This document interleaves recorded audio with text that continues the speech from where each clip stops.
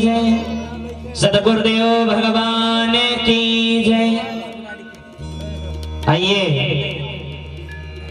जैसा कुछ समय मिला है उसी के अनुसार सभी भक्तों की सेवा करने का प्रयास।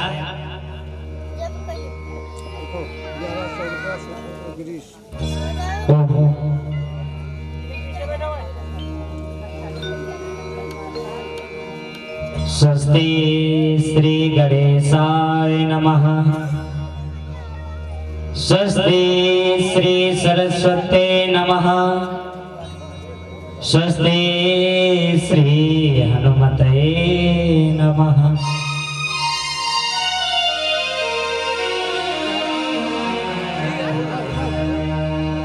श्री सीतानाथ समारंभा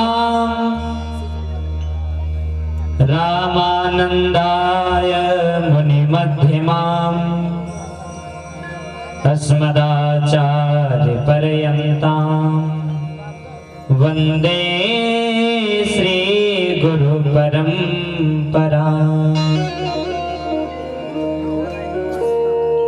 वसुदेव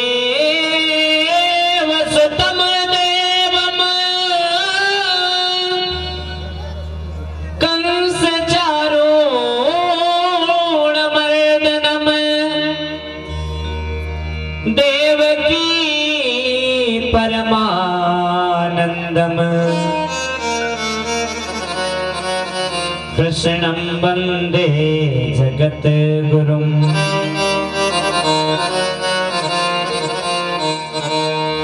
भक्ति भक्ति भगवंत गुरु चतुर नाम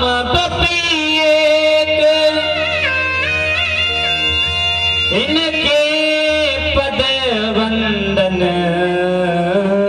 किए नासत विघ्न अनेक। सिया राम मैं सब जग जानी करहु प्रणाम जोरी जुग पाणी। ताते युगपद कमल मनावो जासु कृपा निर्मल मति पावो। श्री गुरु चरण सरोज रज निज मन मुकुर सुधारे। बरनौ रघुवर विमल यशो जो दायक फल चारि। बुद्धिहीन तनु जानिके सुमिरो पवन कुमार। बल बुद्धि विद्या देहु मोहि प्रभु हरहु कलेश विकार। आग लगी आकाश में उड़ी उड़ी गिरती अंगारे। जो ना होते संत जन तो जरी जा तो संसार। बोलिए अनंत बलवंत संत श्री हनुमंत लाल की। यज्ञ पुरुष भगवान की। वाह क्या बात है। जयकारा सिर्फ हाथ उठा करके नहीं, कुछ मुख से बोलो। ऐसा लगाओ जयघोष की मालूम पड़े यहाँ पर कुछ हो रहा है। अरे ऐसे क्यों बोल रहे हो कि मालूम पड़ रहा है यहाँ पर कुछ हो गया है। हाँ, अभी 4 दिन शेष और कार्यक्रम है। बोलिए यज्ञ पुरुष भगवान की। क्या बात है। 4 दिन में ना ज्यादा तो 4 छठी तो जरूर फट जाए। हाँ, जयकारा ऐसा लगाओ।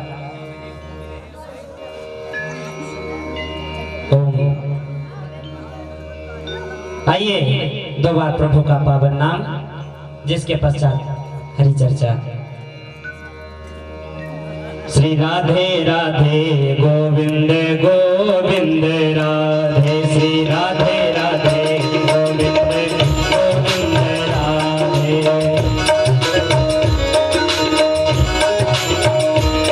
श्री राधे राधे गोविंद गोविंद राधे,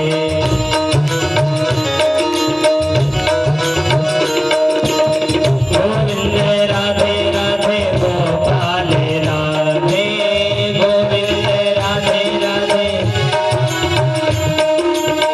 गोविंद राधे राधे गोपाल राधे, गोपाल राधे गोपाल राधे, श्री राधे राधे गोविंद गोविंद राधे, श्री राधे राधे गोविंद गोविंद राधे, श्री राधे राधे गोविंद गोविंद राधे, श्री राधे राधे गोविंद गोविंद राधे, श्री राधे राधे गोविंद गोविंद राधे, श्री राधे राधे गोविंद गोविंद राधे, राधे राधे गोविंद गोविंद राधे, राधे राधे गोविंद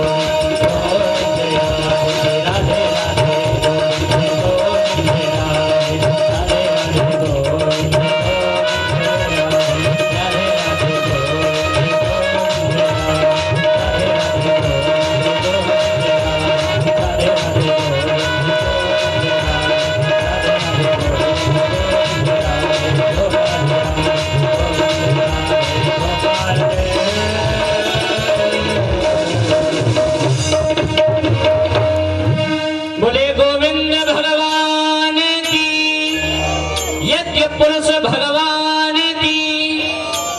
सर्वप्रथम हमारे आसन में विद्यमान सभी गाता ज्ञात दिव्य शक्तियां, प्रातः स्मरणीय वंदनीय माता पिता सहित पूज्यपाद श्री गुरुदेव भगवान, जिनके चरण कमलों में बार बार प्रणाम करते हुए यंत्र तंत्र से पधारे हुए सभी श्रोता बंधु महानुभाव भक्तजन, सभी भक्तों का, सभी पुण्य आत्माओं का हार्दिक स्वागत है इस कार्यक्रम में। और जैसा कि सभी भक्तों को विदित है, आज इस कार्यक्रम का पंचम दिवस और पंचम दिवस की रात्रिकालीन बेला अपने समय अनुसार प्रारंभ है, जिसमें सभी श्रद्धालु भक्तजन आकर के अपने मानव जीवन को धन्य बनाएं। आए हुए सभी विद्वान जनों के मुखार बिंदु से प्रभु की अमृतमयी कथा का श्रवण पान करें। ऐसा अवसर जब हमारे आपके किए हुए पाप नष्ट होते हैं और पुण्य उदय होते हैं, तभी ऐसा अवसर हमारे आपके मध्य में आता है। और अवसर तो आता है, लेकिन इसका लाभ जो है कुछ ही लोग ले पाते हैं, क्योंकि इस मार्ग तक वही लोग आ पाएंगे, इस स्थान तक वही आ पाएंगे जिनके पास स्वयं परमात्मा का बुलावा जाएगा, और इस मार्ग पर नहीं आ सकते, क्योंकि ये मार्ग कोई आसान मार्ग नहीं है। ऐसी जब तैयारियां की जाती है सत्संग की या हरि चर्चा की या भक्ति के मार्ग की तरफ बढ़ने की, तो जीवन में कठिनाई बहुत ज्यादा आती है, बहुत कष्ट उठाने पड़ते हैं। और ना जाने कितने लोग इस मार्ग पर चलने से पहले हम आपको नीचा दिखाने की कोशिश करते हैं। मान लो कोई भक्त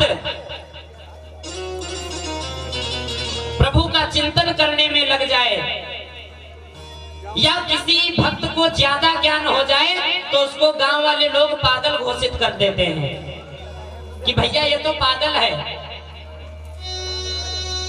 अरे जरा विचार किया है कि पागल का शुद्ध अर्थ क्या है?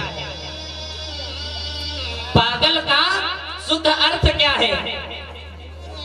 जिसने सब कुछ पा लिया हो, जिसने सब कुछ पा लिया हो और सब कुछ पा करके उसी में गलगल है, वही तो शुद्ध पागल है।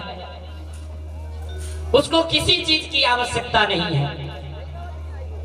माध्याह्न काल में आप सभी भक्त सूर्य वंश और चंद्र वंश की उत्पत्ति की कथा सुन रहे थे। सुखदुम्न कुमार अपने साथियों के साथ में गुरुदेव भगवान का ध्यान करता है। महाराज वशिष्ठ जी आते हैं और आते ही आते वो दृश्य देख करके सबसे पहले यही पूछते हैं कि क्यों तुम लोग इस वन में क्या करने आए थे। और भैया उस वन को श्राप था, अंबिका विपिन को श्राप था भगवान भोलेनाथ का, भगवान भोलेनाथ का श्राप था कि सिर्फ भगवान भोलेनाथ को छोड़ करके और कोई भी पुरुष यदि उस वन में जाता तो वो नर से नारी बन जाता। ये श्राप दिया किस लिए? एक बार मैया गौरा जो है कैलाश पर बैठी है, भगवान भोलेनाथ से प्रश्न करती, महाराज वाह, देवों में देव महादेव, नाम लेते हैं देवों के देव महादेव, और सब देवता अपनी अपनी जगह पर बहुत सुख से हैं। कोई महल में रह रहा, कोई शेष सैया पर सो रहा है, और तुम्हारे पास तो एक रहने के लिए शुद्ध मड़ैया नहीं है। भोलेनाथ कहने लगे, देवी इच्छा क्या है आपकी? महाराज चलो कहीं भ्रमण पर निकला जाए। तब भगवान भोलेनाथ जो हैं आते हैं अंबिका विपिन की तरफ, और जब अंबिका विपिन में आए, बहुत सुंदर दृश्य है, वो दृश्य देख करके भगवान भोलेनाथ मैया गौरा के साथ में विहार करते हैं, और विहार करते ही समय वहां पर सप्त ऋषियों का आगमन हो जाता है। और जैसे ही संतों का आगमन हुआ, मैया गौरा बहुत सच्चाई, और मैया गौरा ने कहा भी प्रभु से कि हे भोलेनाथ, कैलाश पर भी कुछ रहने को नहीं, और यहाँ पर आज जब आए वहां से तो यहाँ पर भी कोई नहीं रहने दे रहा। भगवान भोलेनाथ ने तुरंत श्राप दे दिया कि जाओ, आज से इस वन में जो कोई आएगा तुरंत नर से नारी बन जाएगा, सिर्फ हमको छोड़ करके। वही श्राप, और ये बात सुखदुम कुमार को नहीं पता थी। गुरुदेव भगवान जो हैं पूछ रहे हैं कि क्यों इस वन में क्या लेने आए थे, जो ये कदम उठाना पड़ा तुम लोगों को। सुखदुम कुमार कह रहे हैं, गुरुजी ये तो हमको मालूम है कि यहाँ पर आकर के इस मुसीबत में फंसे हैं, तुमको इसलिए नहीं बुलाए हैं कि ये प्रश्न कर रहे हैं आप यहाँ पर क्या लेने आए थे। अरे हमको मालूम होता कि यहाँ पर आकर के ये हाल हो जाता तो हम आते ही नहीं, लेकिन अब आए हैं और दंड भी मिल चुका है, तो जरा इसका उपाय बताइए। इसलिए आपका आगमन किया गया है, आपका आह्वान सिर्फ इसलिए किया गया है कि इसका कोई उपाय बताइए। महाराज वशिष्ठ जी कहने लगे, इसका कोई मेरे पास उपाय नहीं है, और हाँ यदि उपाय चाहिए तो मेरा नहीं, मैया गौरा का ध्यान करिए। अब सभी भक्त हाथ जोड़ करके मैया गौरा का ध्यान कर रहे हैं। जय जय गिरवर राज किशोरी, जय महेश मुख चंद चकोरी,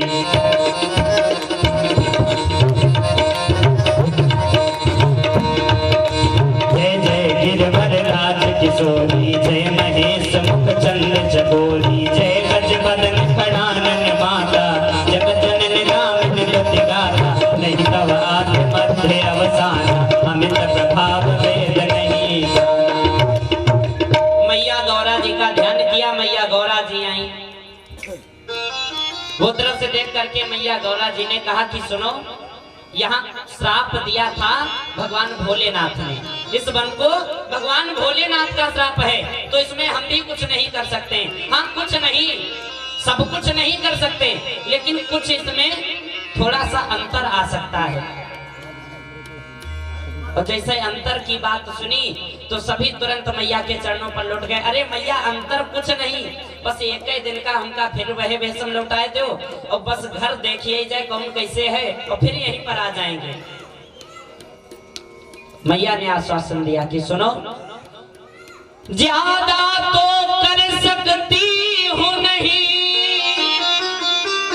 लेकिन कुछ अंतर आएगा, मास भरे रहेगा पुरुष भेष, मास भरे नारी दिखाएगा,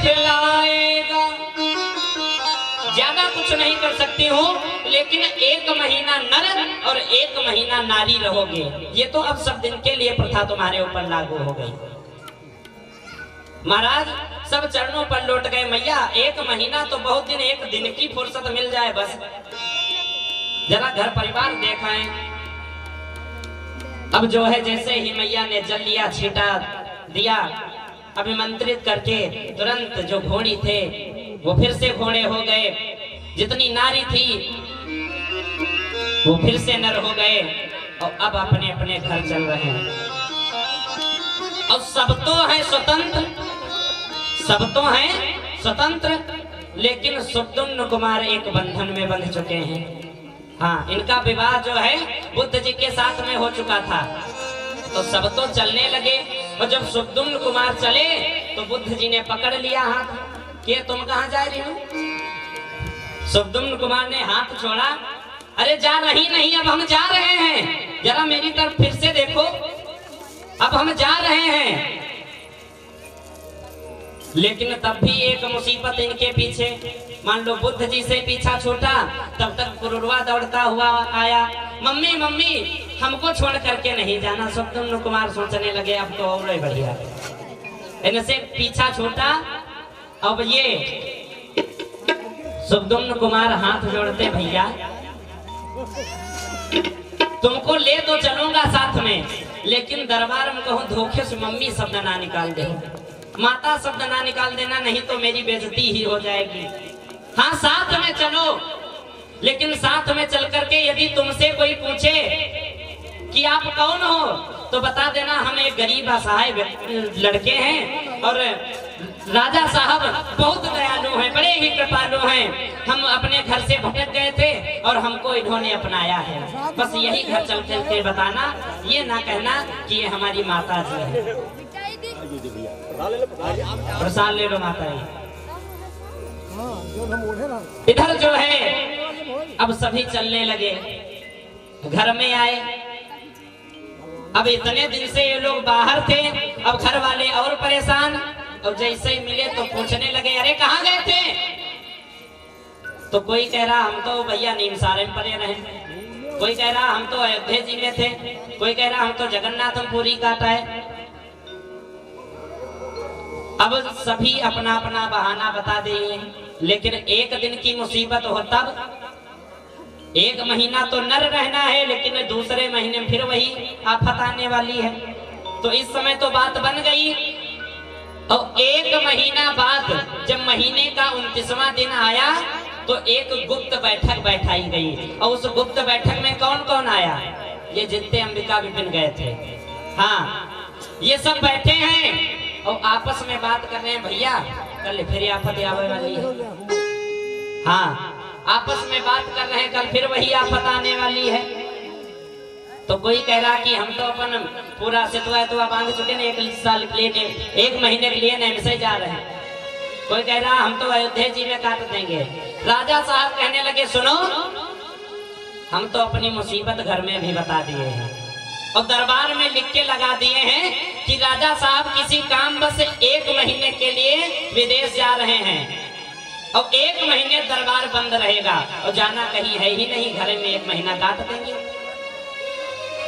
समय चलता रहा इसी प्रकार, 1 महीना नर 1 महीना नारी, जिसके बाद में सुब्दुम्न कुमार के 3 और संतान होती हैं। और जब वो 3 संतानें हुई हैं, एक का नाम पड़ा है उत्कल, दूसरे का नाम पड़ा है विमल, और तीसरे का नाम पड़ा है गय। और भैया ये 3 तो सुब्दुम्न कुमार की संतानें हैं, और एक वो सुब्दुम्न कुमार का ही स्पेशल वाला पुरुरवा। और जब इनके वंश आगे बढ़ा है तो उसी से ये सूर्य वंश और चंद्र वंश का बंटवारा हुआ कि पुरुष से जो शुभ संतान हुई वह चंद्र वंश कहलाया है। तीनों बेटों की संतति से शुभ सूर्य वंश प्रगटाया है। जो पुरुषे संतान होती है उनसे चंद्र वंश की उत्पत्ति हुई, और जो उत्कल विमल गय के द्वारा संतानें होती हैं उनसे जो है सूर्यवंश प्रकटाया है। इस प्रकार ये सूर्यवंश और चंद्रवंश का बंटवारा हुआ और उसी सूर्यवंश में एक राजा हुए हैं महाराज हरिश्चंद्र जी। बहुत कष्ट उठाया है और कष्ट किस लिए? सिर्फ धर्म के लिए, सिर्फ धर्म के लिए इन्होंने कष्ट उठाया। जब जब होई धर्म के हानि बाढ़ी असुर अधम अभिमानी तब तब धरि प्रभु विविध शरीरा हरि कृपा निधि सज्जन पीरा। और धर्म के लिए ही इन्होंने अपनी आन बान बनाने के लिए, रघुवंशी राजा हैं और रघुवंशी राजा का नियम है रघुकुल रीति सदा चली आई प्राण जाए पर बचन न जाए। राजा हरिश्चंद्र जी, ब्रह्म सभा लगी हुई है और उस ब्रह्म सभा में एक दिन बात बढ़ी और बात बढ़ी किस प्रकार? विश्वामित्र जी और वशिष्ठ जी और इंद्र सभा में अनेक राजा बैठे हुए थे तो और किसी ने बात नहीं प्रारंभ की, लेकिन विश्वामित्र जी और वशिष्ठ जी में बात होने लगी। विश्वामित्र जी बोले महाराज, इस समय सबसे दानी राजा कौन है? सबसे बड़ा दानी राजा कौन है? तो वशिष्ठ जी खड़े हो गए।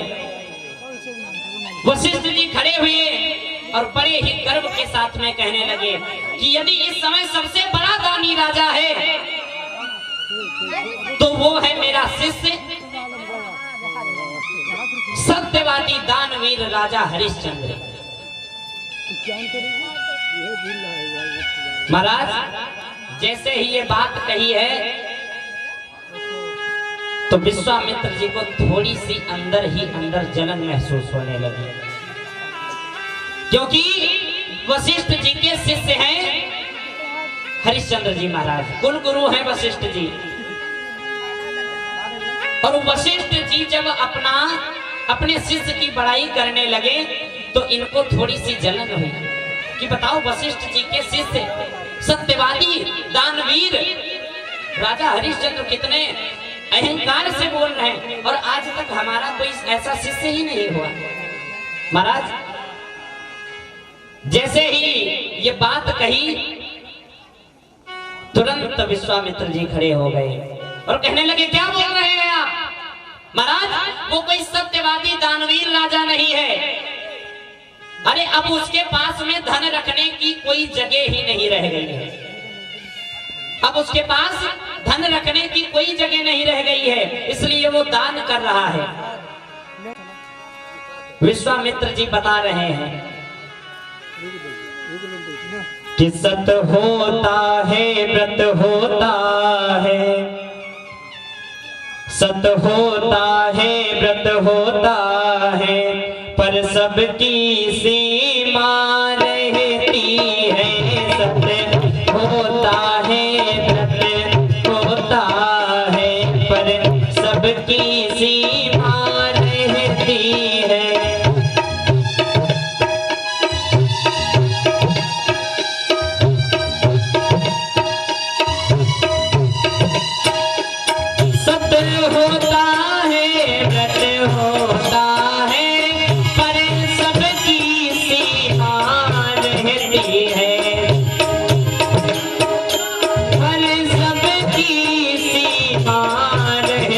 है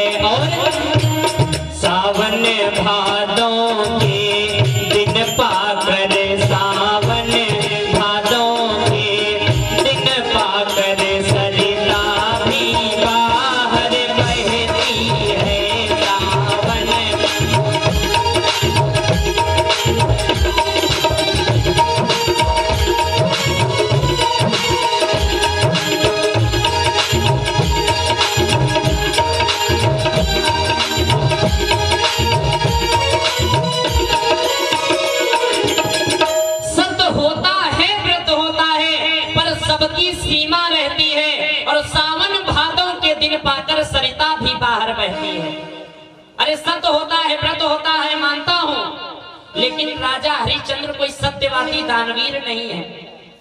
जिस प्रकार बरसात के समय में नदियां तालाब जब बरसात होती है, वैसे तो नदी भी सूखी पड़ी रहती है और तालाब भी सूखे रहते हैं, लेकिन जब बरसात होती है तो ये लोग पहले अपना पेट भरते हैं। ये कभी सुना है कि नदी सूखी पड़ी रही और बाढ़ आ गई? नहीं। विश्वामित्र जी समझा रहे हैं कि ये तालाब नदियां जो हैं ये पहले अपना पेट भरती हैं, और जब अपने में सीमित नहीं रह जाता है तब सुनने में आता है कि वहां पर बाढ़ आ गई, वहां पर इतने गांव डूब गए, वहां पर कुछ रहा ही नहीं। इसी प्रकार राजा हरिश्चंद्र जब उसके पास धन रखने की जगह नहीं है तो क्या करे? दान नहीं करेगा, पुण्य नहीं करेगा, क्या करेगा? अब तो उसके पास धन रखने की जगह ही नहीं है। अब बाढ़ आ गई है उसके पास। विश्वामित्र जी कह रहे हैं, वशिष्ठ जी कहने लगे, सुनो महाराज, यदि आपको विश्वास नहीं है तो मैं आपसे निवेदन करता हूं कि जा करके पहले जांच कर लीजिए। और जैसे ही ये बात सुनी तो विश्वामित्र जी वहां से निकले और जा ही रहे थे, रास्ते में एक कुटिया से रोने की आवाज आई। दो प्राणी हैं, विलाप कर रहे हैं आपस में। विश्वामित्र जी पहुंचे अंदर, देखते हैं दोनों बहुत ज्यादा ही रुदन कर रहे हैं। उस रुदन को देख करके विश्वामित्र जी पूछते, महाराज क्या हुआ? अरे आप लोग बहुत ज्यादा ही रुदन कर रहे हैं, कोई कष्ट है, कोई विपदा है? ये दोनों और तेज रोने लगे और रोने लगे। अरे पहले मुझसे बात कहो, सिर्फ रोते ही रहोगे। महाराज मेरे एक ही संतान थी, मेरे एक ही संतान थी, और वो संतान राजा हरिश्चंद्र जी आज आए थे और 60 भार सोना दे गए और मेरी संतान को खरीद ले गए। अब विश्वामित्र जी के अंदर पहले वाला क्रोध तो था ही, परीक्षा लेने जा ही रहे थे, अब यहां से एक और प्रण कर लिए। जैसे ही सुने कि 60 भार सोना दे करके राजा हरिश्चंद्र जी उस संतान को खरीद कर ले गए, तो वहीं पर कसम खाए, संकल्प लिए कि इसी 60 भार सोने के लिए यदि तुमको दर बदर की ठोकरें ना खिला दी, राजा हरिश्चंद्र जी को कह रहे हैं कि इसी 60 भार सोने के लिए यदि तुमको दर बदर की ठोकरें ना खिलाई तो मेरा नाम भी विश्वामित्र नहीं। संकल्प लेकर के आगे चले। भगवान की कृपा, कर्म प्रधान विश्व रचि राखा, जो जस करई सो तस फल चाखा। हरिश्चंद्र जी महाराज उधर से शिकार करने के लिए निकले हैं, सामने से आ रहे थे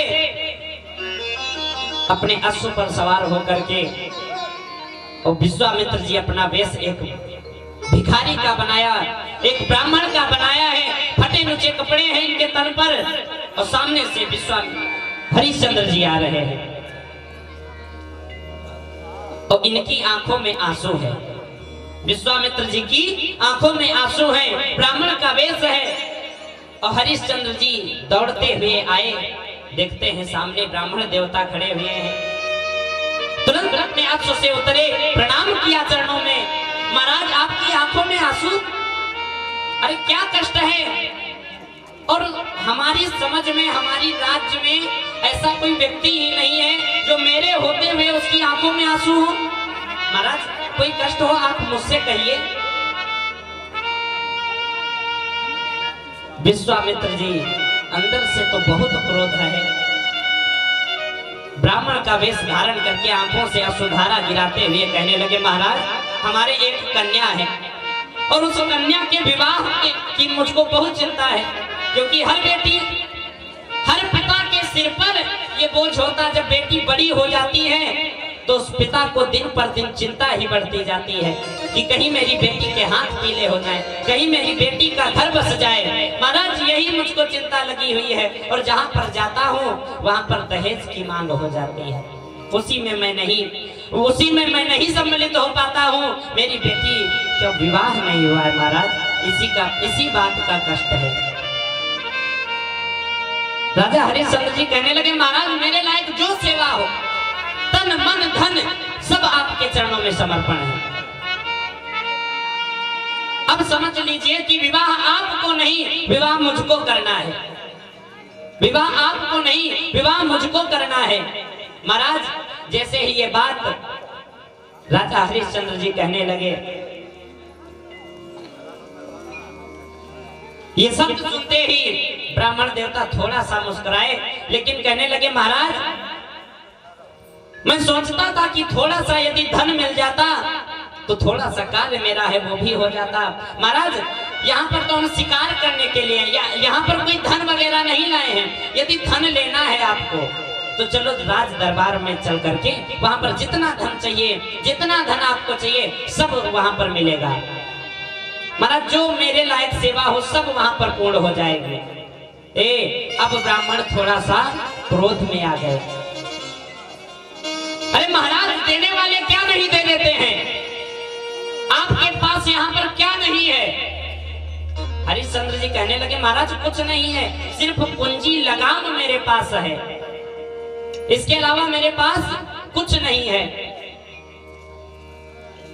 अब ये मुस्कुराए और कहने लगे राजन देने वाले तो सब कुछ देते हैं, आपके पास में सब कुछ है, लेकिन यदि देना ही नहीं तो इनकार करो। विश्वामित्र जी कहने लगे कि यदि देना ही चाहते हो, यदि देना ही चाहते हो राजन तो कुंजी लगाम दे दो, देना ही चाहते हो, देना ही चाहते हो, कुंजी लगाम दे दो, देना ही चाहते हो।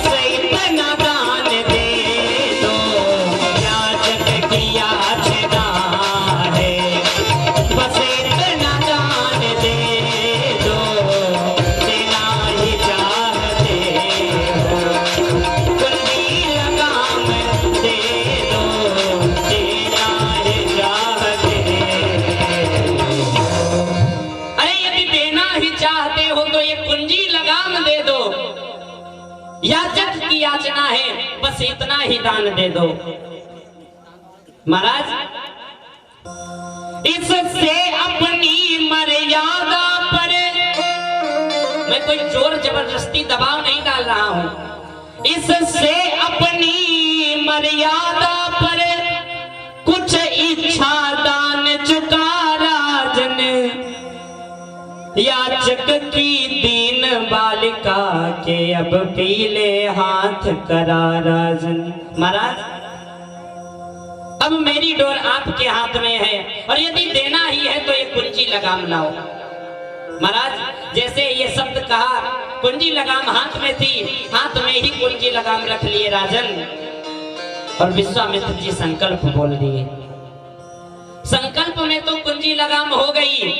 अब विश्वामित्र जी बोले कि महाराज संकल्प तो आपने कर दिया, लेकिन संकल्प के बाद में सांगिता बहुत जरूरी होती है। हरिश्चंद्र जी खड़े रहे, महाराज अब सांगिता में क्या चाहिए? अब वही दृश्य याद आया, कौन सा? 60 भार सोना। कुंजी लगाम तो संकल्प में हो चुकी है, लेकिन 60 भार सोना विश्वामित्र जी मांग रहे हैं किस लिए? सांगीता के लिए। हरिश्चंद्र जी हाथ जोड़े, महाराज सब कुछ तो दे दिए हैं, कुंजी लगाम जो थी, अब मेरे तन पर वस्त्र रह गए हैं, यदि इच्छा हो तो ये भी दे दें, लेकिन यदि 60 भार सोना लेना है तब तो दरबार चलना पड़ेगा, क्योंकि ये व्यवस्था वहीं पर हो सकती है। आज जो है विश्वामित्र जी चल दिए साथ में। देखिए अब हरिश्चंद्र जी को फंसा चुके हैं।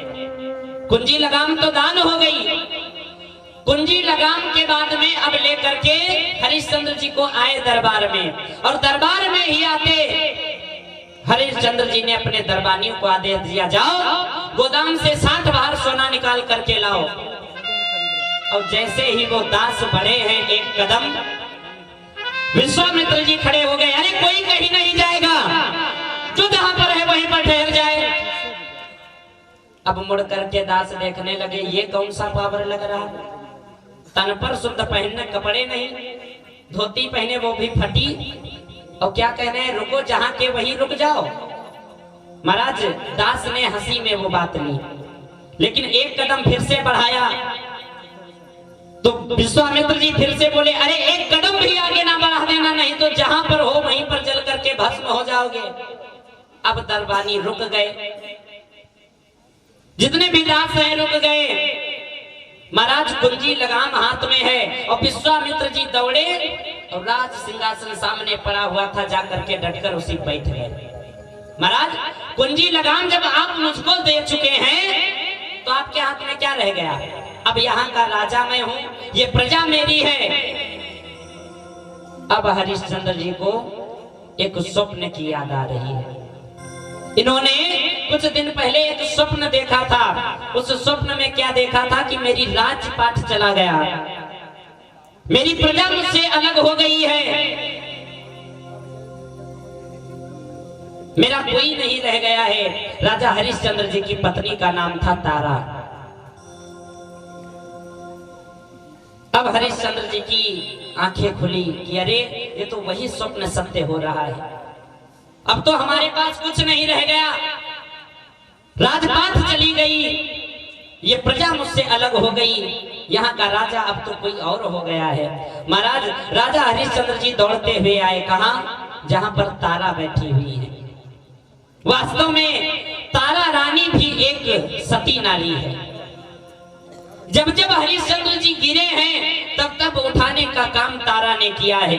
महाराज तारा के पास दौड़ते हुए आए, रोने लगे, रानी वही स्वप्न जो है स्वप्न सत्य हो गया है, आज मेरे पास कुछ नहीं रह गया है। बहुत रुदन करते हैं, रो रहे हैं, बराबर आंखों से अश्रुधाराएं नहीं बंद हो रही।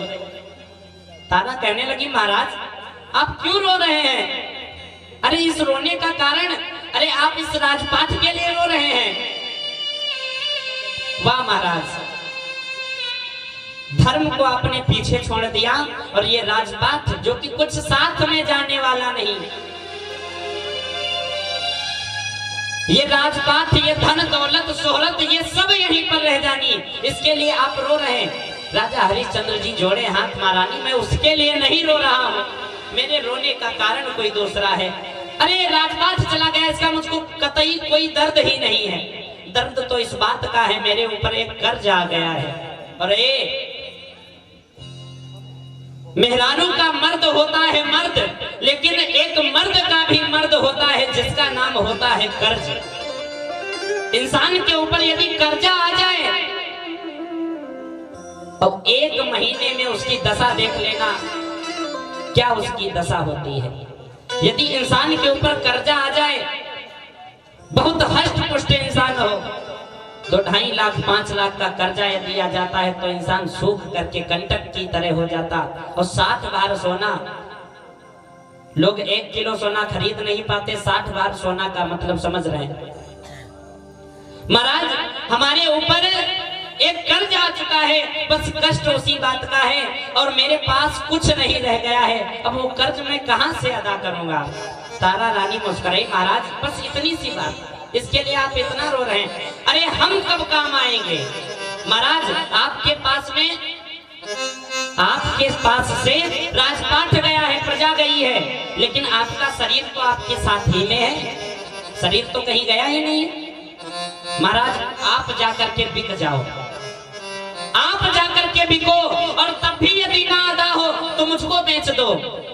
तब तक रोहित दौड़ता हुआ आया, रोहित दौड़ता हुआ आया, पिताजी यदि तब भी ना अदा हो कर्जा तो आप मुझे भी बेच देना। वास्तव में वो पत्नी जो अपने पति को एक सच्चाई के मार्ग पर लिए जा रही है, कोई कर पाएगा ऐसा? महाराज जैसे ही ये बात सुनी बहुत प्रसन्नता हुई राजन को,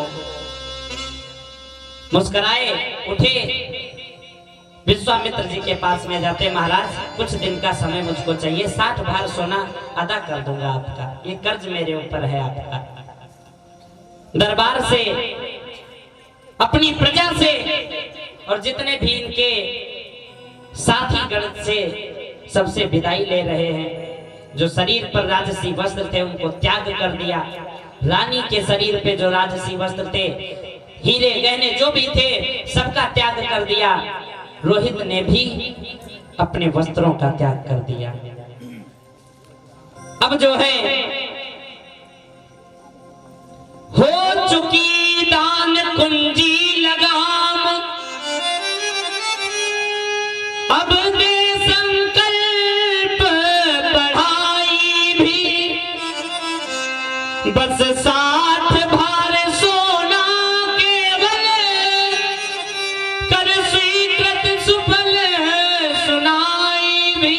60 भार सोने के कर्ज के लिए राजा दर बदर की ठोकरें खाने के लिए तैयार है। किस लिए? कि मेरे धर्म पर, मेरे कुल पर नहीं आंच आनी चाहिए, क्यों ना मैं मर जाऊं। अब तो बेचारे ज्यों के त्यों सभी बढ़ रहे हैं। रानी का सब श्रृंगार छुटा, सारा श्रृंगार जो है त्याग कर देती हैं। रानी का सब श्रृंगार छुटा, केवल एक साड़ी मोटी है रानी का।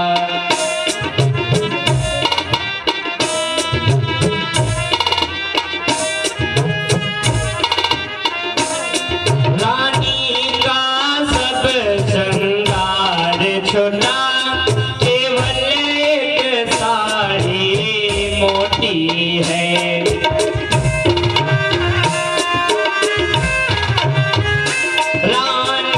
राजा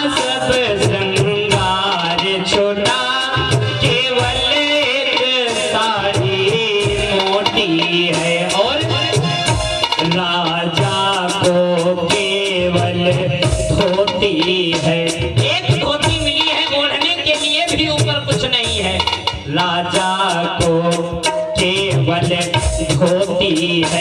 बेटे को एक लंगोटी है। राजा को केवल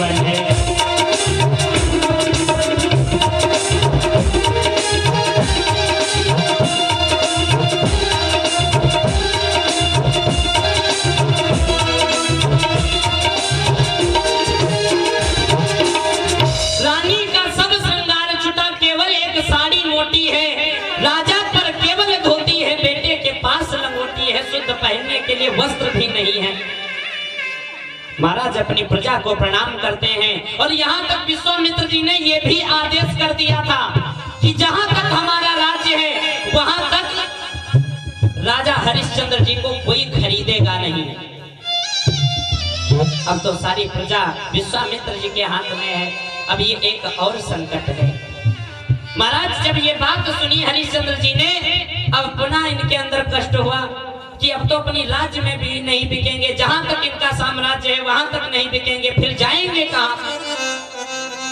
फिर से तारा ने कहा, महाराज सब जगह व्यर्थ है, हमारे पास में एक और जगह है, और वो किसी की जगह नहीं है, किसी की जगह नहीं है, उस पर किसी का भी अधिकार नहीं है।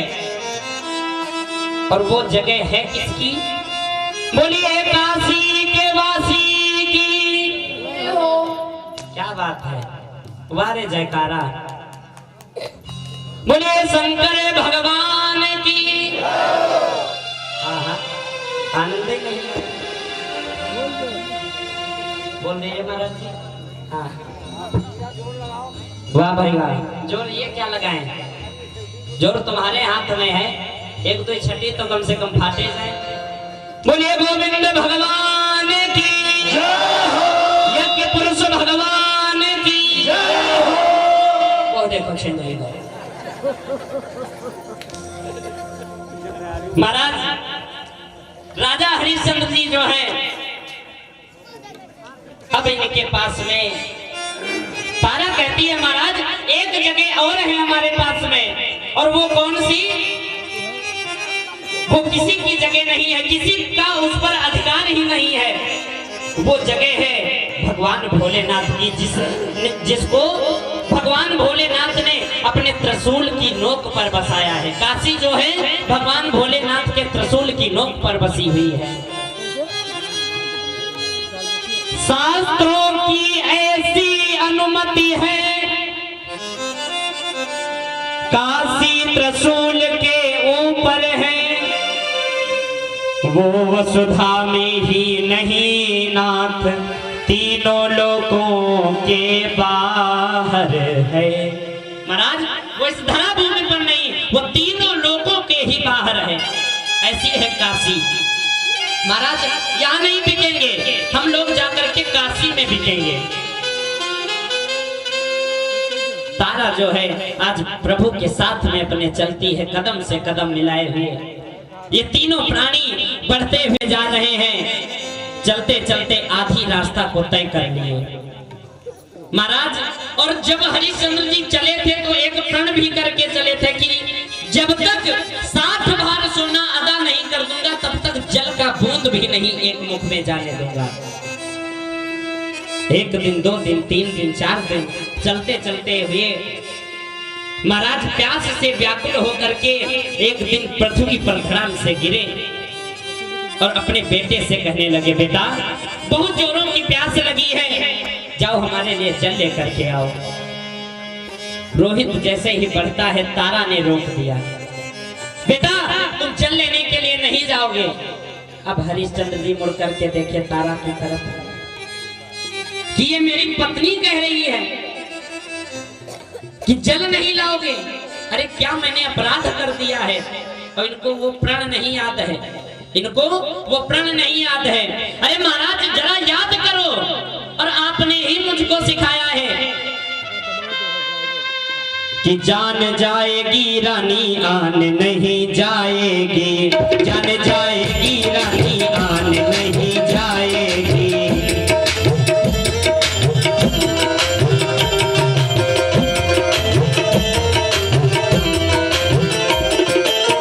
जान जाएगी रानी आन नहीं जाएगी, जान जाएगी रानी आन नहीं जाएगी, आन नहीं जाएगी। और सर कट जाए मगर शान नहीं जाएगी, सर कट जाए मगर शान नहीं जाएगी।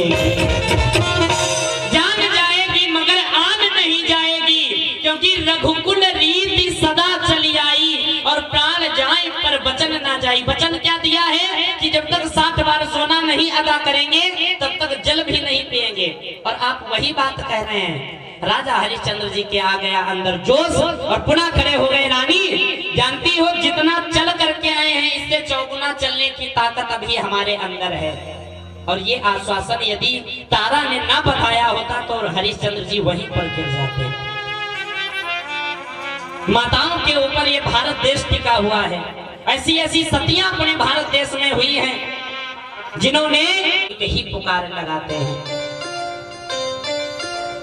कि आजा कब से खड़ा हूं बाजार में। पुकार लगा रहे हैं लेकिन इनके पास कोई नहीं आ रहा। आजा कब से खड़ा हूं बाजार में, कोई तो आए खरीदार। आजा कब से खड़ा हूँ बाजार में, कोई तो आए खरीदार। आजा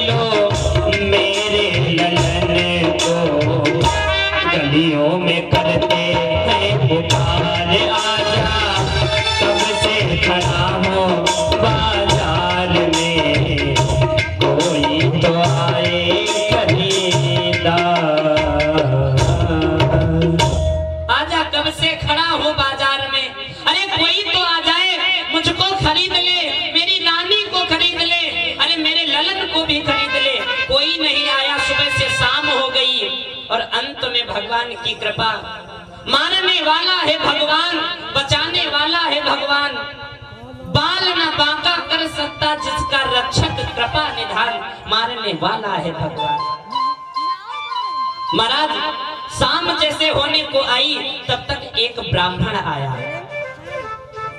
और रानी ने कहा था महाराज पहले आप ना बिकना, पहले मेरा मोल कर देना, उसके बाद में आप जाना, क्योंकि मैं अपना मोल स्वयं नहीं करूंगी महाराज। और ये पत्नी का धर्म भी होता है, जहां पर पति उसके साथ में हो वहां पर एक कदम पीछे ही रहना चाहिए। रानी बताती तो हर बात गई लेकिन पीछे ही पीछे चलती रही। महाराज रानी तारा जो है कहने लगी महाराज पहले मुझको बेच देना। शाम हुई, एक ब्राह्मण आता है, ब्राह्मण ने हरिश्चंद्र जी को तो नहीं लिया लेकिन रानी का मोल करता है। ब्राह्मण कहने लगा कि हमारे वहां एक दासी चाहिए, तो ऐसा करो मैं आपको तो नहीं लेकिन तुम्हारी पत्नी को खरीद सकता हूं। महाराज कितना चाहिए? हरिश्चंद्र जी कहने लगे यदि हो सके तो 40 भार सोना दे दीजिए। ब्राह्मण ने इनकार कर दिया। 20 भार सोना दे करके उसने तारा का मोल कर दिया। अब 20 भार सोना इनके पास आ गया। तारा जब चलने लगी तब तक रोहित बेचारा रोता हुआ मैया के लिपट गया। माँ आप तो जा रही, मुझको बुला दी। ब्राह्मण से विनती करती है तारा महाराज जहां आप मुझको खरीदे हैं मेरे बेटे को भी साथ में ले लीजिए। इसका क्या मोल है? महाराज इसका भी 20 भार दे दीजिए। 20 भार सोना दिया है तारा का और 20 भार सोना रोहित कुमार का मोल हो गया। ये दोनों जब चलने लगे तो राजा हरिश्चंद्र जी ने फिर से कह दिया रानी अब मैं तुमको मालिक के हवाले कर रही हूं, लेकिन सब कुछ करना मालिक के साथ में कभी गद्दारी मत करना। महाराज तारा जो है चली गई। अब हरिश्चंद्र जी खड़े हुए हैं, तब तक एक कालू नाम का डोम आता है। राजा हरिश्चंद्र जी का मोल करता है लेकिन मोल से पहले इसने कार्य बता दिया। कार्य क्या बताया कि हमारे पास कार्य मरघट का है, मरघट पर रहना होगा और उस मरघट पर बिना करका टका चुकाए हुए कोई लाश स्वीकारी नहीं जाएगी। राजा हरिश्चंद्र जी रोए और कहने लगे महाराज मरघटिये से भी यदि घटिया कोई काम है वो आप मुझे दे दो, मैं करने के लिए तैयार हूं।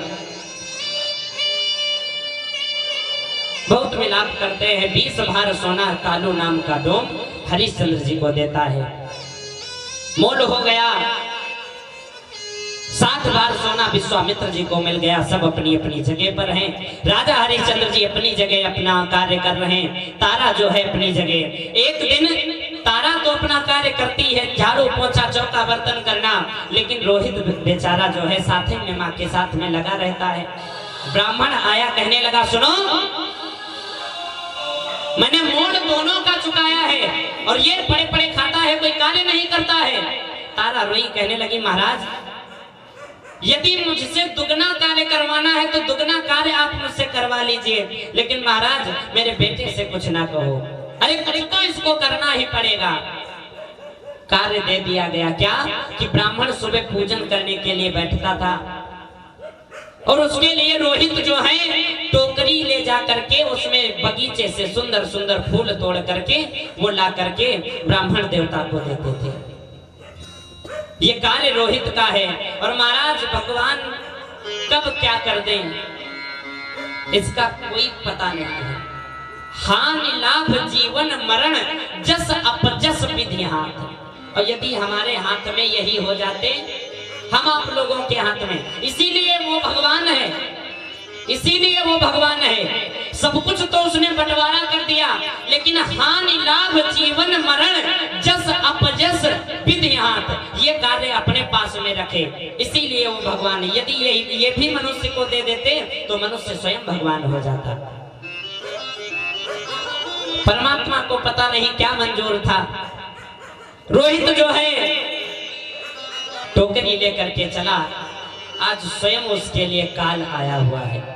टोकरी लेकर के जैसे ही बगीचे में गया, एक एक पुष्प तोड़ रहा था, पुष्प चुन चुन के अपनी टोकरी में रख रहा था। महाराज उसी बगीचे में मान लो स्वयं विश्वामित्र जी ने काल को भेज दिया हो। काट गया उस लाल को वहां यकायक नाग, सर्प ने काट लिया रोहित को, बेचारा तड़पता हुआ वहीं पर गिर गया। रहा सहा भी मिट गया दुर्भाग्य का भाग, जो कुछ तारा के पास में था वो भी आज उजड़ गया, कुछ नहीं रह गया इनके पास में। जैसे ही ये खबर तारा को मिली कि आज मेरा बेटा भी चला गया, बेचारी दौड़ती हुई आई, वहां पर कुछ नहीं मिला, उसकी बेटी की ही लाश मिलती है। लिपटा करके बहुत विलाप करती है, रोने लगी, कुछ समझ में नहीं आ रहा है, बहुत रोती है बेचारी। रोहित की लाश को गोद में लिए हुए है, बढ़ती आ रही है और भगवान भोलेनाथ से प्रार्थना कर रही, महाराज सारी दुनिया ने ठुकरा दिया था और मैंने सोचा कि आपकी ही शरण में आऊंगी तो मुझको कुछ लाभ मिलेगा, लेकिन आपने भी ये मेरे साथ किया, और यदि आप ही ये करेंगे तो ये दुनिया मेरा साथ क्या देगी। तारा विलाप करती है, बहुत रोती है, रोहित की लाश को हाथ में लिए हुए है, अब बढ़ती हुई आ रही है ब्राह्मण की घर की तरफ और कह रही है, महाराज एक तो आफत की मारी, दूजे प्रभु ने विपदा डारी, तीजे फूटा भाग्य रे, काशी जी की फुल बगिया में दसों काली नाग रे, काशी जी की फुल बगिया में दसों काली नाग रे।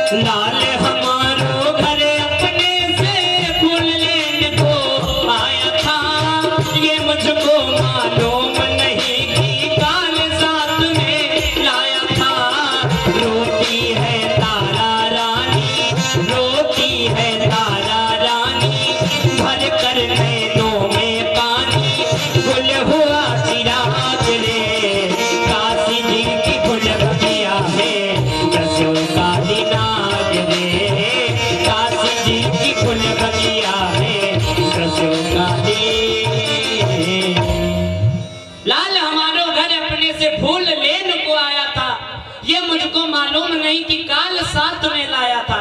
महाराज तारा विलाप करती हुई ब्राह्मण की घर की तरफ बढ़ी है और जैसे ही घर की तरफ बढ़ती हुई जाती है तो ब्राह्मण ने सोचा कि ये मेरे पास आएगी तो भी कफन की मांग करेगी। तो ब्राह्मण ने अपने पट बंद कर लिए, अंदर बंद कर लिए और दरवाजे नहीं खोला उसने। ब्राह्मणी जो बाहर थी वो किसी और कार्य से बाहर चली गई, कोई नहीं मिला। जब वहां पर तारा रानी सोचने लगी कि आज मेरे पति देवता जो है वो मरघट पर है, वहीं पर जाऊंगी तभी आगे चल करके मुझको रास्ता दिखाई। देखिए महाराज तारा रोती हुई आ रही है, हाथों में रोहित की लाश को लिए हुए है, बढ़ती हुई आई और जैसे ही मरघट में पहुंची, मरघट का वो भयानक दृश्य, अजीब प्रकार का दृश्य है वहां पर। और जैसे ही तारा वहां पर कदम रखती है, तुरंत हरिश्चंद्र जी खड़े हो गए। अरे कौन है, बिना कर का टका चुकाए हुए यहाँ पर कोई लाश नहीं स्वीकारी जाएगी। तारा गई महाराज, अरे कैसा धर्म कैसा कर्म, छोड़ दो ये सब धर्म कर्म, क्या साथ गया, क्या मुझको मिला, अपना बेटा जो था वो भी परमात्मा ने छीन लिया, फिर हम क्या धर्म करेंगे। आज तारा हार गई। अब हरिश्चंद्र जी खड़े हो गए कि रानी, आज तक तुमने मुझको रास्ता दिखाई है, लेकिन आज जब इतना सब बीत हो गया तो अब थोड़ी सी बात रह गई है, यहाँ पर आंच ना आने देना, अपने धर्म पे, अपने कुल पर नहीं आंच आने देना। अरे तुम्हारे पास कुछ नहीं होते हुए भी सब कुछ है। लाश यहाँ पर कर का टका चुकाए बिना नहीं स्वीकारी जाएगी। हरिश्चंद्र जी खड़े रहे। तारा कहने लगी, महाराज बताओ, अब मेरे पास कोई उपाय नहीं रह गए, आप ही उपाय बता दीजिए। हरिश्चंद्र जी ने कहा कि रानी तुम्हारे पास में साड़ी है और इस साड़ी से आधी साड़ी फाड़ दो, आधी साड़ी से अपना अंग ढको और आधी साड़ी जो है बेटे के कफन में लगा दो। और जैसे ही उस साड़ी को फाड़ना चाहा है तारा ने, तुरंत बहुत जोर जय घोष हुआ, बोलिए सत्यवादी दानवीर राजा हरिश्चंद्र जी महाराज की, यज्ञ पुरुष भगवान की। जय घोष करते हुए विश्वामित्र जी आ गए। वहां पर सब दृश्य बदल गया, ना वहां पर नदी है, ना तो वहां पर मरघट है, ना तो रोहित मरा हुआ है। ये तो सिर्फ विश्वामित्र जी परीक्षा ले रहे थे। इसी के साथ साथ वाणी को विराम। आइए 2 बार प्रभु का पावन नाम बोले सभी।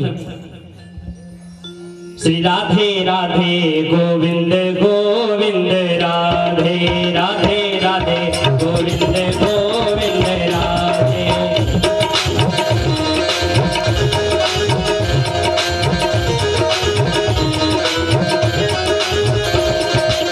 गोविंद राधे राधे गोपाल राधे गोविंद। ऐसे नहीं, ऐसे बुलाने से तो परमात्मा तो बहुत दूर है, पड़ोसी भी नहीं आएंगे। उठाइए एकदम सीधे सीधे हाथ, अंतिम बार, हाँ सभी बात एकदम सीधे सीधे हाथ उठाएंगे। मस्ती के रंग मस्ताने हो गए, मस्ती के रंग मस्ताने हो गए, श्याम तेरे श्याम तेरे श्याम तेरे नाम दीवाने हो गए, श्याम तेरे नाम दीवाने हो गए।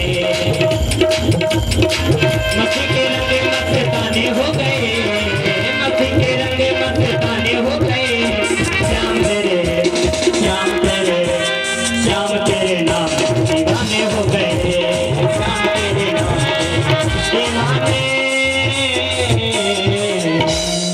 बोलिए गोविंद भगवान की, यज्ञ पुरुष भगवान की जय हो। जय जय श्री राधे, जय जय श्री राधे, जय जय श्री राधे। श्याम मन समर्पित है महाराज श्री के कर कमल।